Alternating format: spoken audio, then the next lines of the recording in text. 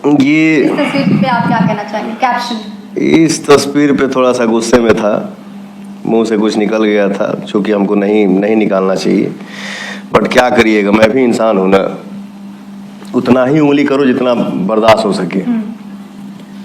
एक ये तस्वीर देखिए एक्शन मोड में, पवन सिंह क्या रहे हैं आप इस फोटो में? हो सकता है डायरेक्टर को कुछ सुझाव दे रहा Instruction हूँ, दे रहे हैं। ऐसे करिए, थोड़ा ऐसे करेंगे तो अच्छा आएगा। ये तस्वीर तो इस तस्वीर को दुनिया भी देख रहा है ना, जी कोई बात नहीं।